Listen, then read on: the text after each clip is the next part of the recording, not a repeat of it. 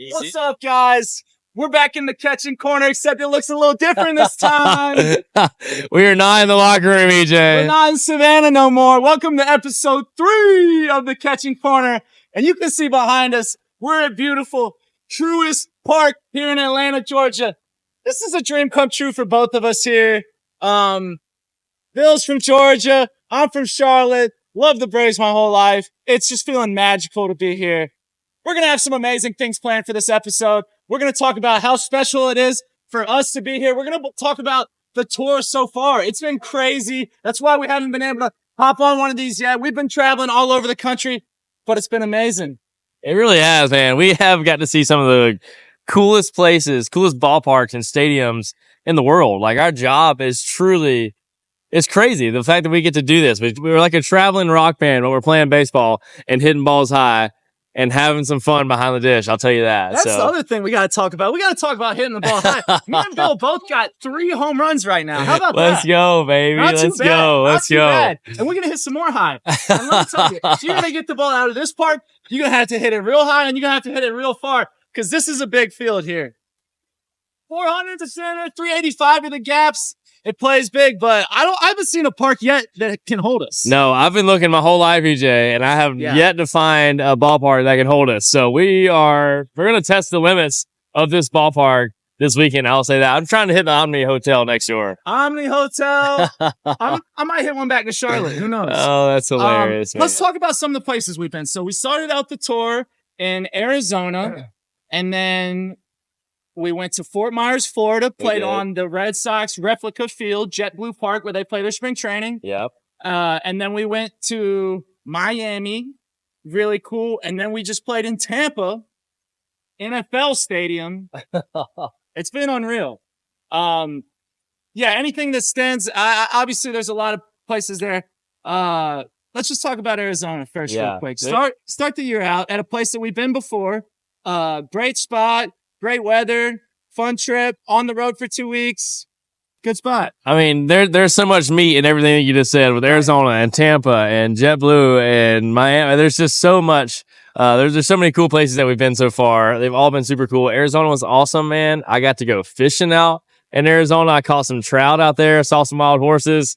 That was awesome. Almost had my first homer of the year. Hit a ball off the top of the wall, fluke. Same. But yeah, man, and caught well. So yeah, man, that video you got of the wild horse was pretty special, right? And you can catch that on Outdoor Bill. The page. With a drone shot. Yeah, right. There's some drone shots. I got some shots with my camera up close. It was some of the coolest things I've captured content wise so far. That's one of the things that stands out for me just on the tour so far. Being more focused on the content game. I've been doing my vlogs. Make sure to check them out if you haven't seen them yet. But when you are going to these places and you're focused on trying to capture the experience, it almost makes you like appreciate all the details even more. For sure. Instead of just thinking about like, oh, I'm so worried about my 3 at-bats or whatever I'm going to get. Like, oh, let me appreciate the bullpen out here. Let me appreciate the fact that we got a beautiful fountain. We got a waterfall right next to us. Right? Like, what a chill bullpen. Yeah, this is an ultimate bullpen setup. I will say that to stop for a minute. I mean, we have 2 mounds, turf. The dirt over here on the mound is beautiful. It's perfect. I threw one earlier. I got a bullpen in.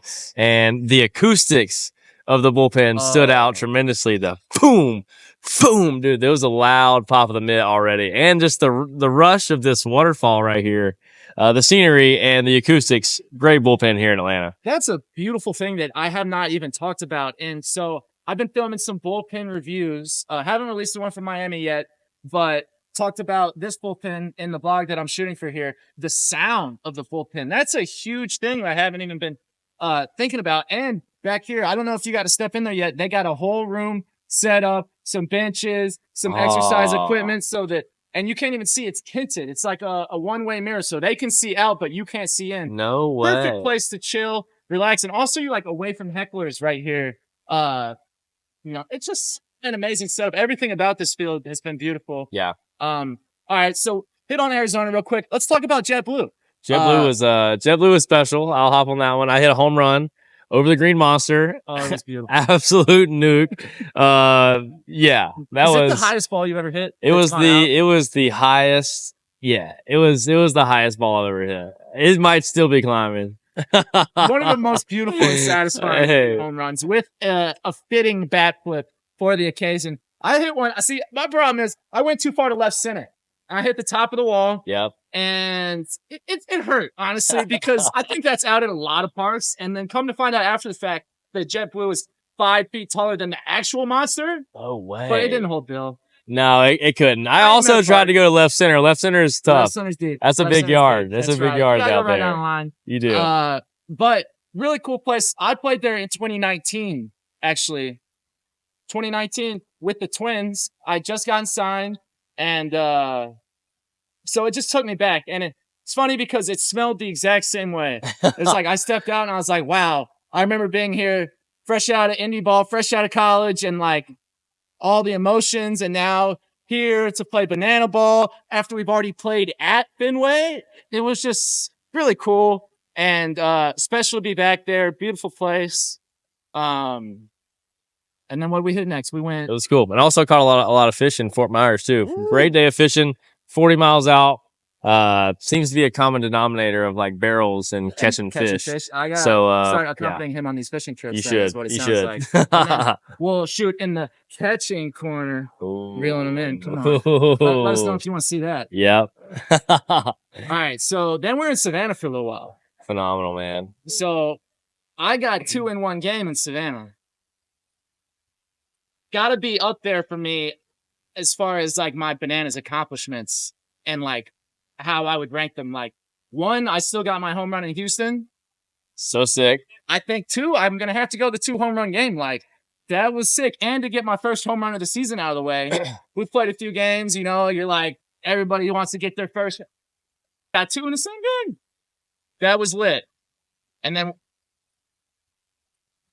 you went yard in Savannah twice. Separate series? Separate series, yeah, but I've homered twice in Savannah. The ball to left center was pissed on. Is the best way to describe it. It was hit so hard. Shout out Garrett Delado for the cutter right down the middle. Ball was smoked. Then Fluke. I finally got Fluke for the first time in my career. It's a good feeling. He threw me another little cutter inside and just, oh man, head out, line drive. See you later, man. Cool. Lots of homers from the catching crew so far this year.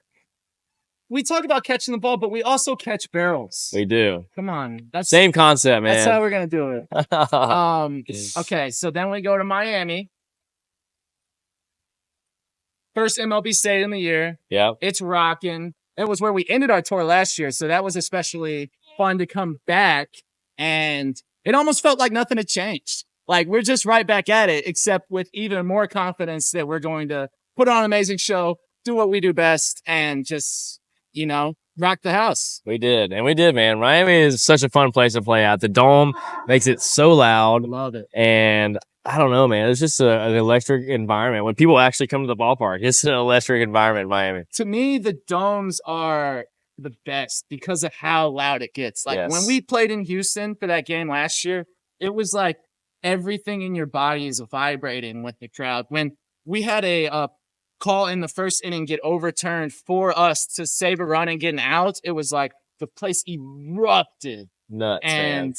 Even though we played in places with more people, that feeling is so intense in those domes. It is. And Banana in the Pants there was so much fun. We always finish at the scoreboard in center field that's so high up in the air. Me and Tanner run around the entire ballpark throwing these bananas to our contestants into their pants for a game. You'll have to come to a game and check it out. It's really fun. And we always finish on the scoreboard at that place, and we launch a banana from the top of the scoreboard to the little ants down there on the field of our contestants that look so small. And they catch the banana in their pants, and the place goes nuts. So I've always been worried that I was going to get hit in the junk. You definitely need a cup on for sure. Need the cup. You're going to need a cup on if you're going to get behind the plate too, catching. You do. I've learned the hard way. Miami was awesome. Check my vlog out for all the behind the scenes and my POV there. And then we go to Tampa. First NFL stadium in Banana's career.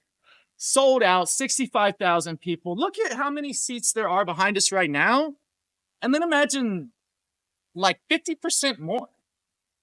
hard to even explain. Tell me a little bit about what it was like for you. Tampa, like, I feel like I haven't even had a chance to like wrap my head around what Tampa like was. Like, it was so unreal that we're playing baseball in a football stadium, and the fact that they cared so much that they just like rearranged their entire stadium, built a mound, figure out how to put pads on the walls for us. Like, they cared that much for us to be there, to like put that much detail into the ballpark. Like, it was incredible. And then so much love from Tampa, man. The place was sold out. I mean, busting at the seams with fans coming in and filling out the seats. And it was just a crazy experience. I think it was just as much fun for the fans as it was for us. And coming out of the pirate ship for walk-ups and catching a barrel in left center and strapping up the gear to my cheetah print catcher's gear to run out in front of everybody. Like, yeah, catching there was so much fun.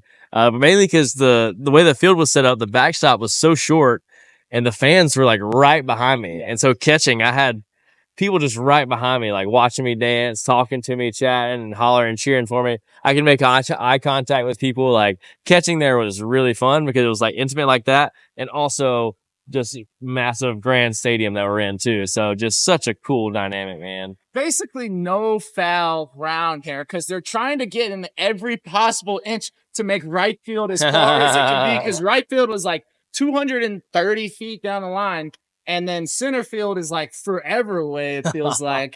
And they built this entire field just for us to play on for one game, and they did a great job, worked super well. But you could definitely tell the differences in, like, we come to MLB parks and it's like pristine, right?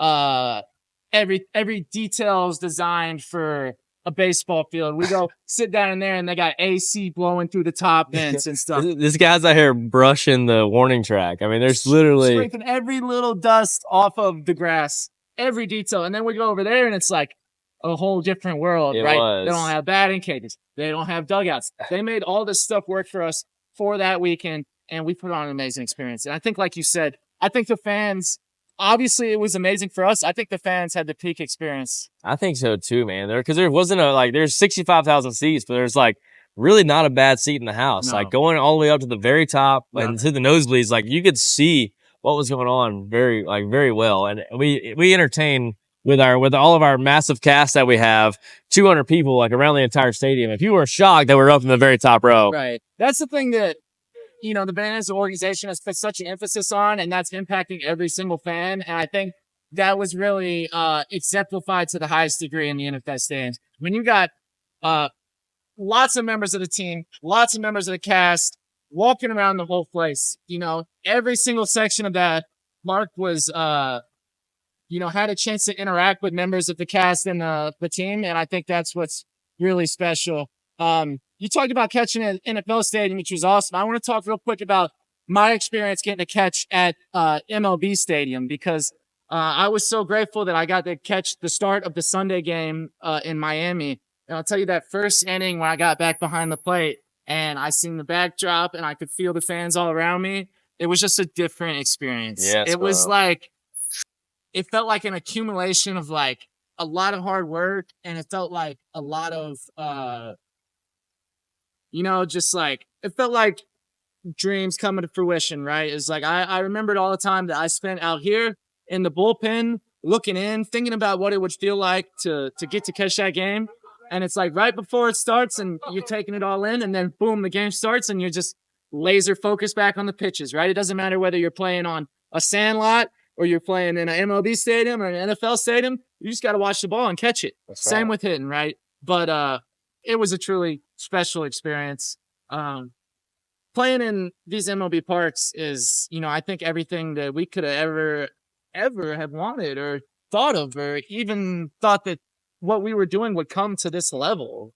I think it's still hard for me to like conceptualize that. Like, okay, we had a great dinner last night at Andy Archer's house. Oh man, we did. Steak, to the sides, the fix, and had a great time. Played a little pickup basketball, played a little ping pong, had a great time. But as I'm sitting there, it's the off day right before or the travel day before we get into a full weekend of festivities. I'm like, we're not in a minor league city anymore. You're going to Atlanta to play 2 games in the Braves state.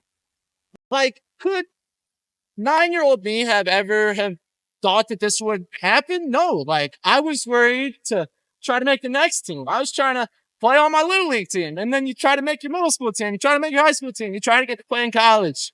Couldn't even believe I got a chance to play pro ball, right? And then even when I was playing minor league ball, I didn't feel like, oh, I'm going to make the major leagues per se or whatever. Like, now we're playing in front of more people in their stadium than they're going to play in front of. And like you seen the Marlins are selling out their opening day. And we're doing it in a way that, you know, gets people excited.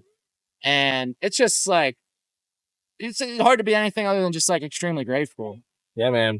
I think you hit the nail on the head, dude. We're playing a kids game and we're playing like we are in the backyard. Like we were having fun. We go hang out at Andy Archer's house. A majority of our team are playing pickup basketball and ping pong and eating together and laughing together and joking together like a travel ball team would if I was 12 years old again. Right. But then we all come back to the field and it's not the Sandlot anymore. It's this. Like, this is a freaking baseball cathedral. I mean, this place there's 4 decks over there. I don't know, there's 4 decks, which is insane. Like, but we're still just playing a kids game, man. And we're having fun. We're enjoying each other. And it's such a beautiful culture that we have that we get to be a part of. I mean, we get to have fun, dance, sing, laugh, enjoy each other's presence, and play ball together, but play ball in front of the biggest crowds and the biggest stadiums. And for me, like here in Atlanta, like this is such a full circle experience. Like growing up, watching the Braves, watching Chipper Jones, and just all the great play. We're watching Eddie Perez and like watching all these guys, Tom Glavine, Greg Maddux, all these legends. Andrew Jones. I mean, literally, there's so many.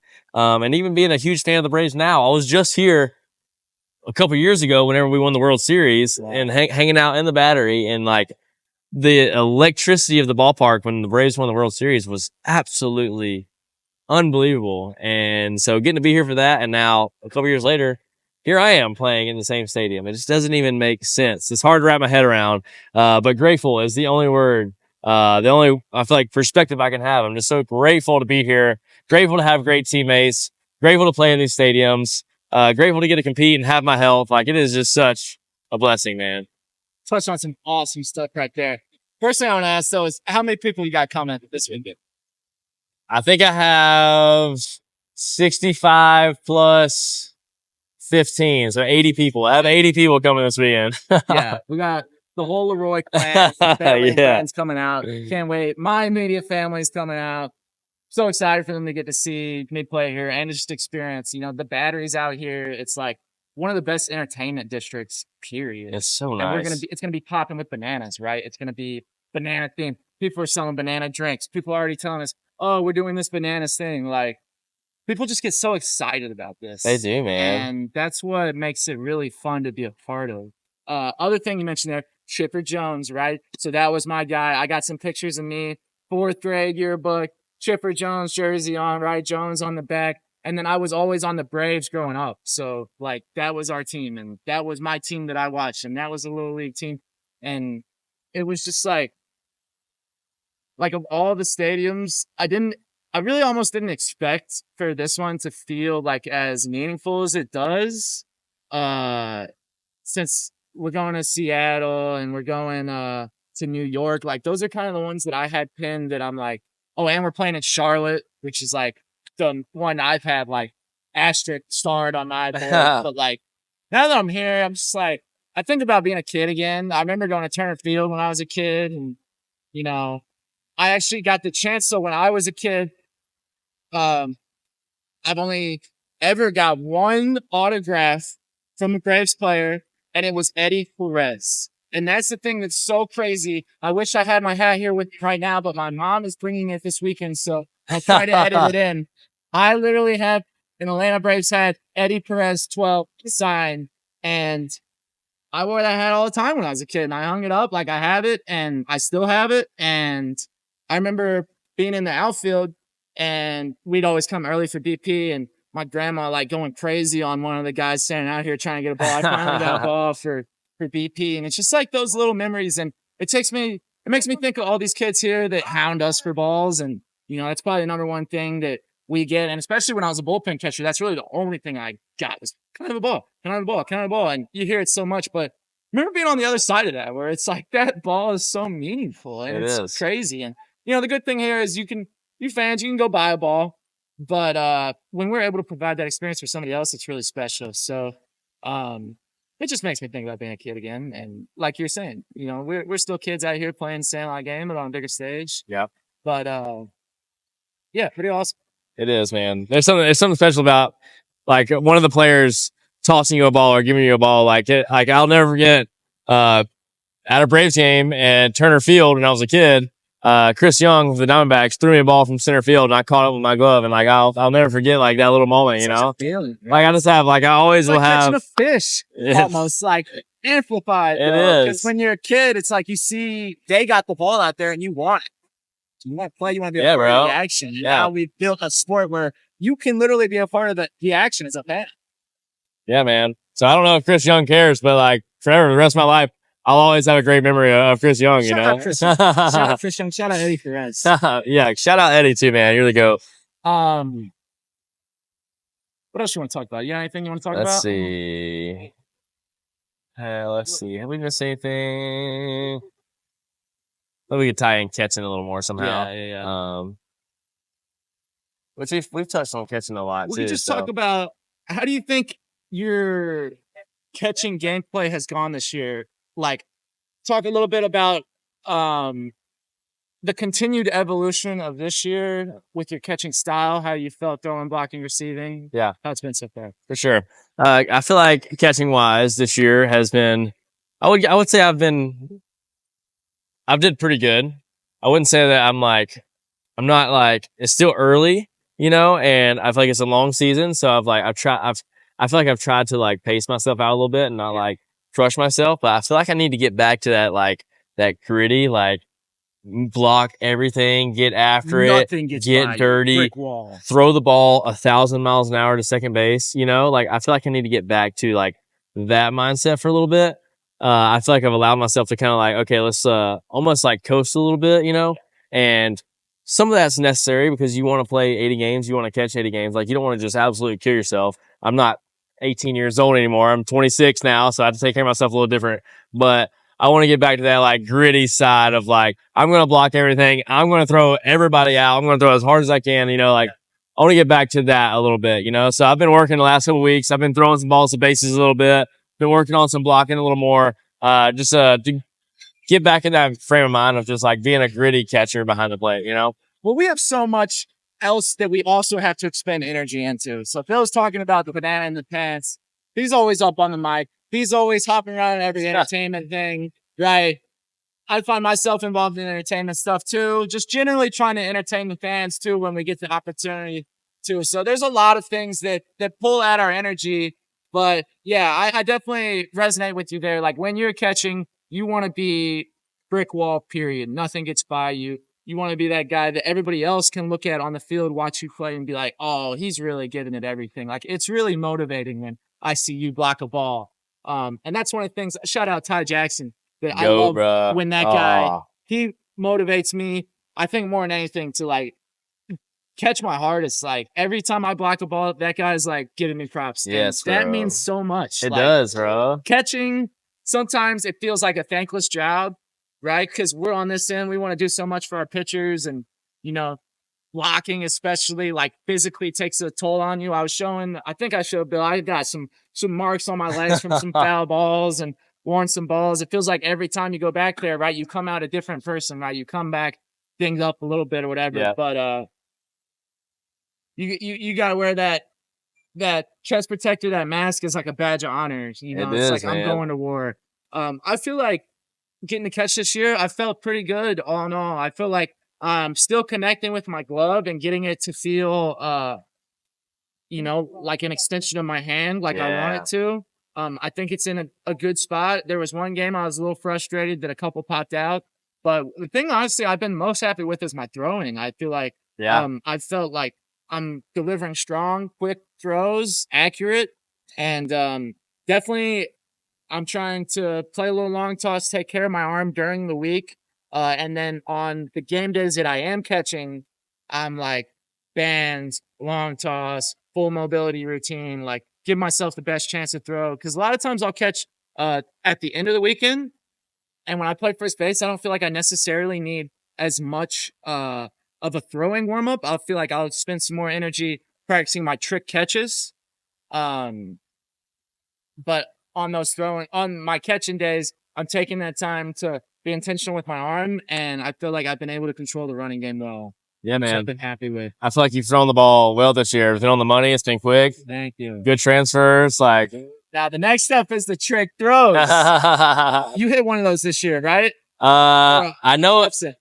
I know I hit one at Clemson, but I think I don't know if I have one on the. I forget. I've seen you go behind the back of third base. I think so. I think I have maybe one on the year. I'm not sure. All the games blend together, but I know in Clemson Clemson All-Star game, super cool trick throw down to second base, threw a guy out behind the back. It was so cool. It was the first one I've done behind the back. Yeah. So I've got the in between the legs. I've got the behind the back.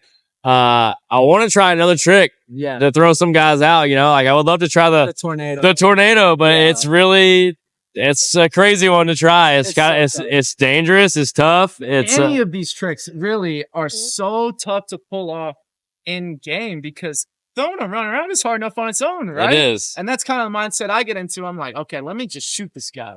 But I think if we can get in the mindset of like seeing when it's like, oh, he's got a bad jump. Yeah. It's like, this isn't going to be bang. Like, I'm going to throw this guy up by 3 feet. Now let me pull it behind my back. Now let me go in between. Something like that. Like, I think that's the evolution, at least for me personally. And that's on my bucket list for this year. So I got to get at least one trick throwdown out. Yep. But we made an Instagram video where we displayed some different styles to throw it down. And one of the things that they've been doing for us is they've been showing the behind the home cam of our throwdowns in between innings. So at least for me, that's giving me more incentive to try to be more creative on those throwdowns and then to really emphasize the celebrations on them afterwards. For sure. Yeah. I feel like that's it's such a cool shot. I feel like for a lot of times you can see the crowd in the background and like it's a cool shot at the stadium. And so like for content, like you're seeing a full sold out stadium, you're seeing the catcher do something fun and crazy. Like the Tampa ones were super cool. They're really close and like you can see the tricks really well. You can see the celebrations well. You can see the stadium. It's just a cool shot in general. So yeah, I feel like I've been more intentional as well. And like, I don't know, just landing a trick behind the plate as a catcher and throwing a dart to second base is like, it's not easy. And it's like, it's just super rewarding when you nail it perfect, Right. So. No. And then speaking of tricks, we've seen a bunch of bare hands out of you this year, starting to become a staple. Because when you are behind the plate, it's so hard to get a trick in, right? You got so much to do. You're trying to control the game. You're trying to catch the ball. You're trying to not let your pitchers down. There's nothing worse than missing a trick, whatever. Same at first base. Like, I don't want to miss a trick at first base. I don't want to potentially cancel out a trick that somebody else has done, but it's really cool when you land them, man. I feel like you got that bare hand down like to a science now. It's fun to watch. And yeah, we're doing our thing. For sure, man. The bare hand catch has definitely become my staple, and I feel like I've really learned how to like secure that thing and really stick it. But I would love to like get some more tags at home plate. Like I seen you working on those. Catch behind the plate, catch on the legs, and then tag. Like I feel like that adds a little layer. Really cool. Because we've had a lot of plays at home plate this year. Honestly, I feel like that's one thing I feel like we haven't really touched on is like in JetBlue, just alone, we have so many showdowns that come down to like a bang bang play. And even in Tampa, if one in showdowns. Oh man, it'd be nuts. Like there has been so many plays at the plate and like picking balls on a short hop and diving and tagging, or like long hop, boom, let it travel, boom, boom, tag. And like there's been like a little like slight collisions and like balls like carrying me like even behind home plate, and I've had to dive like and just put myself in front of the plate. There has been like a lot of like fun, creative, crazy game ending tags at home plate this year that I've really enjoyed. Like it's just like I feel like that's one of the most exciting things in baseball, It's banana ball at its finest, and that's why they created the showdowns so we could have these bang bang plays, and we get so numb to them, But I know. From a fan perspective, like this game is just constant craziness, excitement. You can't take your eyes off it. The competitiveness just keeps evolving. We got 2 new teams that are about to join the fold here in a couple weeks. So that's going to shake the whole dynamic of what we're doing. It really will, man. We get so comfortable playing the party animals all the time, and we put on a great show. But when we start playing these other teams, these teams are hungry. These teams are full of good ball players that are fresh to make a name for themselves. They want to change the game. They want to push us. And it's going to elevate what we're doing to a whole nother level. Just think about what happened last year when Logan Lacey for the Firefighters showed up. Right, shout out Logan Lacey. What an amazing ball player, banana ball player. Phenomenal, just man. Elevates everybody. I go over there to take third ground balls at third base with this guy. I'm like, he's doing back handsprings and I everything else. This guy, he's flipping around. I know, and I'm sure we'll have some new catchers coming in too, man. Exactly. Like, guy showed up today, South Carolina catcher for 5 years. Yep. Beautiful left-handed swing, got some juice. Like, we're gonna have some solid catching talent rolling in for these other teams, and maybe have some more guys on the podcast and start hearing their perspectives and hearing their stories, and that would be super cool. But like, man, it's gonna be awesome to have more awesome, phenomenal, talented catchers behind the plate for different teams, and to just become friends with them and like have some catching buddies for the podcast. Teach them what we know and what we've learned, and then also learn from them, and then we all just elevate our game together. But bottom line, banana ball is becoming more legit than ever, more competitive than ever, and just more fun to watch than ever. The broadcast looks amazing every time. We got these crystal clear cameras on our games now. It's just cool. It's just cool to see how it's grown. It's cool to be here, and we're happy to share with you a little piece of what's going on in our minds, and appreciate every single one of you that watches this and supports us, and continue to do so. We're going to continue to make some cool content for you guys. Yep. Is there anything else you want to talk about, Bill? I don't know, man. The catching corner looks pretty nice right here, right now. We started off in the locker room in Savannah, Georgia, and I feel like a lot of these catching corners are going to be some cool spots in the coming episodes. So it could be Atlanta Braves Stadium, it could be Clemson Football Stadium, it could be it could be Camden Yards, New York Stadium. There's no telling where it might be, but this week, you guys have got a beautiful view. Let us know what you think of this backdrop. Let us know what you think of this conversation. If there's anything else that you want to hear us talk about, read every comment.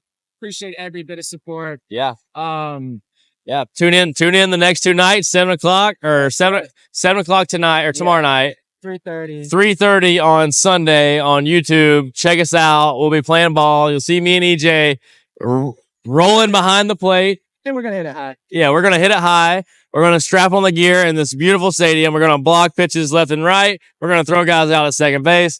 It's going to be a fun weekend for the Catching Corner boys. Good stuff here. We'll catch you later.